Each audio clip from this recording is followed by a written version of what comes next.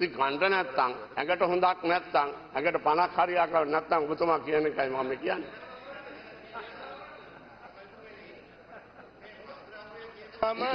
ගංජා අබින් කසිස් ඒවා පාවිච්චි කිරීම තමයි වහම නතර කරන්න ඕනේ. අනිත් ඔය හරක් පුරාපුණ එක නතර කරන්න හම්බෙන්නේ නැහැ. හැමදාම දෙනවනේ අවසර මත්පැන් ශාලාවල් අරින්න. ඉතින් ඒක අපිට වළක්වන්න බෑ. ඔබතුමා කියන්නේ ගංජා අබින් පාවිච්චි ඒ වගේ දේවල් පාවිච්චි කිරීම විතරක් කරදී කියලා. අනිත් ඒවා කමක් නැද්ද?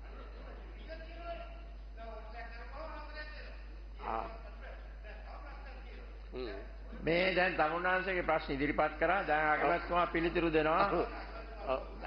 මේ ප්‍රශ්නේදී ගැලරියේ පාසල දරුවන් ඉන්නවා. ඒ නිසා යාළුවා ආදර්ශන විදියට පිළිතුරක් එහෙම දෙන්න.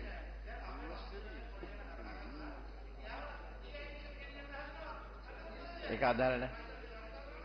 අදාළ නැහැ. අගමැතිතුමා අපි පිළිගත්තා තමුන්නාන්සේගේ වාක්‍යය දේවල් හරි කියලා. නමුත් මම කියන්නේ මේකයි. දැන් කෑම නැහැ. ජීවත් වෙන්න අමාරුයි. බොහොම දුකසේ ඉන්නේ කියලා කියනවා. ඒ වුණාට මේ කාන්තාවන් දූෂණය වැඩි වෙලා තියෙනවා. ඉතින් ඔබතුමාලා කියන හරිනම් කෑම බීම නැහැ දුකසේ ඉන්නවා අමාරුවෙන් ඉන්නවා කියනවා නම් ස්ත්‍රී දූෂණ වැඩි වෙන්න බෑ. ගරු මන්ත්‍රා උඩ බලන්න. මෙන්න මේ ගරු මන්ත්‍රා කරුණාකරලා ගැලරිය හා බලන්න.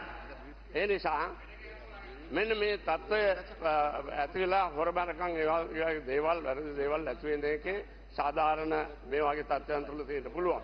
එන්න අපි හැමදෙනාම උත්සාහ කරන්න උවමනා කරනවා මේ මත්ද්‍රව්‍ය භාවිතය අඩු කරන්න. මේක මුළු ලෝකෙම දැන් දියුණු වෙලා තියෙනවා. අපට හොරෙන් අහස් යාත්‍රා වලින් ගෙනපු අහු වෙලා තියෙනවා. අපේ නිලධාරීන් පොලිසිය මේ අංශය බොහොම පැහැදිලිව හොඳින් ඒ වගේ ක්‍රියාත්මක කරනවා. නමුත් ජනතාවගේ සහයෝගය අඩුයි.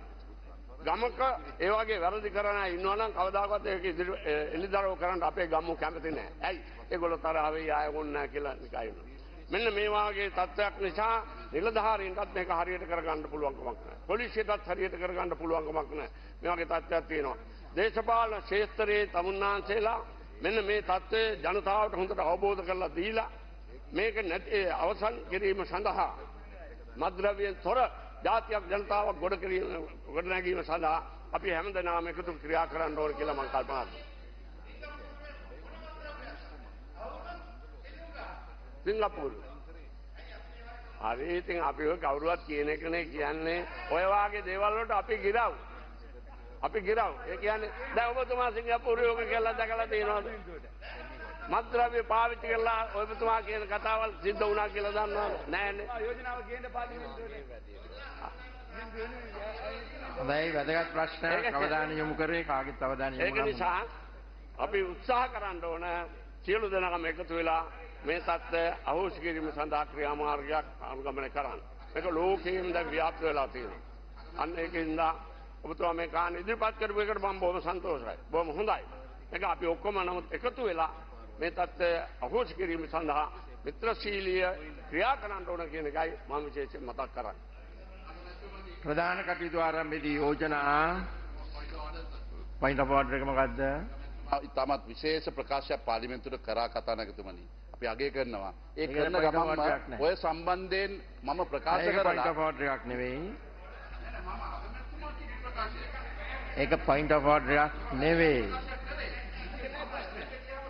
ප්‍රධාන කටයුතු ආරම්භයේදී යෝජනා මත්ද්‍රව්‍ය පාවිච්චි කරන්න වෙයි කියලා. පොයින්ට් නැහැ කියලා. ගරු මන්ත්‍රීතුමාලා ගැන කතා කරනකොට මන්ත්‍රීතුමාත් ඒ ගණයට ඇතුල් වෙනවා. කරුණාකරලා මේ සභාවේ මන්ත්‍රීවරු ගැන කතා කරන්න එපා. අංක 1 දරන